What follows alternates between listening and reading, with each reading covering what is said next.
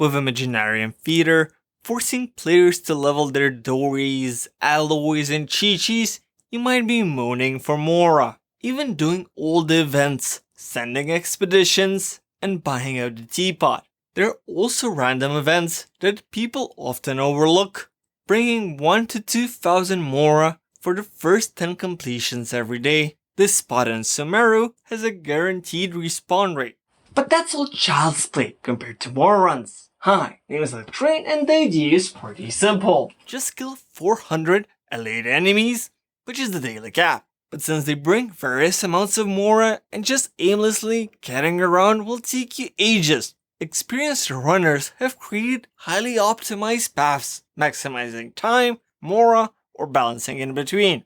There's this website called Qiqi's Notebook. It lets you share and create routes. It even has a Windows app, which lets you overlay and keybind next previous portal. Super handy, considering Genshin has a pretty significant delay on player marks in co-op. So after you killed everyone without the map, trying to follow someone will result in delays. And speaking of delays, since you're teleporting all around Teyvat, having faster load speeds is essential, especially when you're new at this, as it really adds up. Here you can see a 30-minute speedrun by Zos, using a very high-end computer, with RAID 0 and VMEs, yet still 12% of the 30-minute run was spent looking at the loading screens. Fun fact, PlayStation 5 owners enjoy the fastest loading screens. In fact, they even made an artificial delay. Maybe one day we'll even get dark mode instead of the constant flashbang to your face. But don't get your hopes up or pressure the small indie company. Environmental detail has the biggest impact. If you're an archer and know how to pre-shoot, setting it to medium is recommended. Otherwise, you can go even lower. Pre-shooting is a more advanced technique that lets you activate robots, spawn in additional enemies, and so on. And while it's not expected of you, especially on your first runs, it might be a fun thing to learn. Another thing you can do before joining other people's worlds is reducing the crowd density in the settings and leaving your character in a separate plane of existence. Chioria Boutique has a convenient location, but the NPC and glass roof make it less ideal than Boo Boo's Pharmacy, which takes a little bit more effort to get to, but provides even less load. To get access to these, you need to finish the corresponding story quests. I also highly recommend partially limiting or turning off completely co-op effects, so you don't end up hating Kazuha, Nuvi, or others. Maybe turn off Bloom too, and experiment with all the sparkly effects.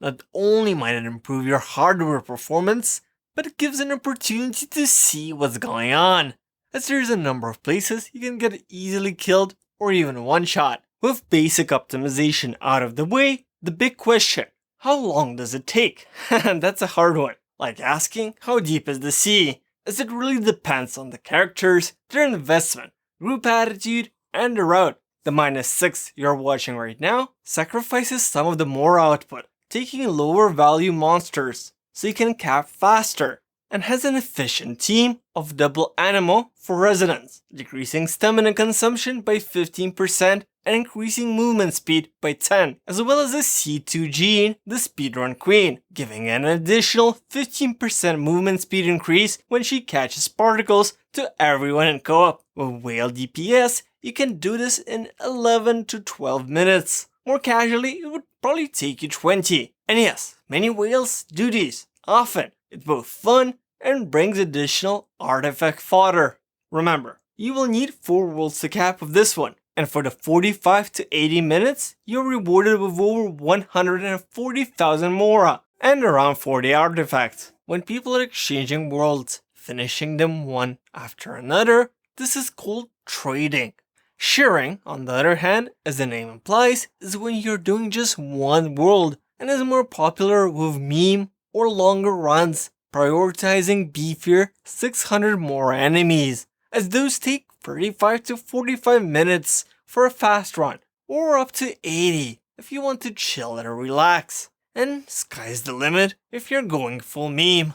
There are channels and even dedicated Mora Run servers where you can share and trade worlds. I'll be linking some in the description. If you have a remote job with lots of needless meetings, I have a cool life hack for you. Stop moving what's this thing called? Teleprompter. Yes, teleprompters. The thing that all politicians and news anchors use. You can get your very own for just $100 and mirror your game onto the phone to keep eye contact. Your concentration and constant note-taking might even earn you a raise. Regardless of the route, you'll always get the same amount of fodder, which on average nets you around 10 4-stars and 30 3-stars, and pretty much the only reliable way to get instructor and exile pieces, which are best in slot for some of the supports. So how much extra artifact experience do you say? Well, if you're doing the daily artifact route, and you should, it only takes around 10 minutes a day. Combining the spoils nets you 255 resin worth of extra fodder, useful for both refreshing whales and less addicted gamers. Personally, I extra unbox artifacts leveled up to 12, giving me even more chances of striking gold. Mora Runs are an opportunity to finally use your benched mains, not so optimal units, and try out different team comps, more so than the Imaginarium Theater itself. Not just a mundane grind. People come together to do challenges, theme runs, meme runs, or trying to beat the clock. You may stream your runs, or watch others actively discuss and make co-op feel like there are other humans playing the game with you.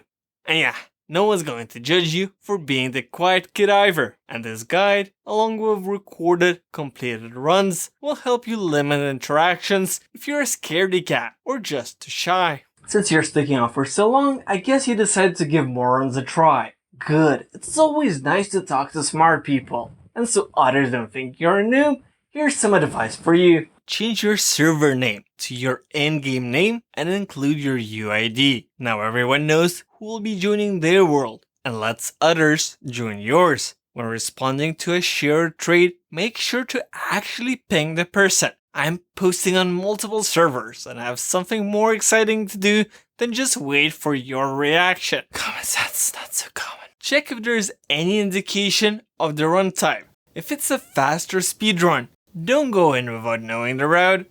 Using dial-up internet on your Windows 93 floppy disk storage computer. Since this is co-op, the time doesn't stop when you open the map. No need to wait for the coins to fly to you. And you don't even have to be that close during the kill. You'll still get the Mora, but you do still have to run to get the artifacts. In Genshin, size matters, and will impact both your speed and stamina reserves. And if you want to try hard, start bunny hopping before running out of stamina if there is still a significant amount of land to cover. Let's talk about gliding. It's faster to run rather than glide, plunge rather than fall, even using a smaller model. Unfortunately, not always possible, and that's when repetition gadgets have your back. The fan being the most used one, giving you a 30% gliding speed bonus for 30 seconds. And you can quick swap in flight into a wind power generator and use them in tandem, or obviously separately. Why climb when you can use the wind catcher and cosplay Venti? It works for everyone in co-op. Probably the most used and spectacular trick in your arsenal will be dashing off cliffs. While it might take a little practice and experience, it's as easy as finding a sharp, well-defined ledge and dashing off. Blunt or low-resolution edges, however, will send you tumbling down at terminal velocity. Both can be useful for both speed and style. Unfortunately, my beloved Ayaya can't really do this due to her alternative sprint, and Shan Yun players make it pretty annoying for everyone else. And speaking of the burp, unless you're the dedicated DPS, please don't steal her plunges. Same with Shenhe's quills. Those are shared among everyone in co-op. During your prep or the runs, you might come across some cute little fungi. Avoid using Electro Pyro near them. If they die after being affected by either, they count against the elite daily cap, while not dropping any artifacts. I advise you to be cautious about overlooting. or you get these annoying pop-ups. And while you can delete the lowest tier, you're stuck if you reach the cap of the highest. If you have too highly invested DPS, you can also split run if the mobs are in the same area to save time. If someone in your party is an owner of the elusive Cocogoat, you can cheese the local legend Liam by drowning him in the lake. Stand around here and shoot at him. Once he goes past the dead tree, make an ice patch and glide towards him. Please like and comment to support the video. Links and more information will be in the description. Alex Crane, signing out.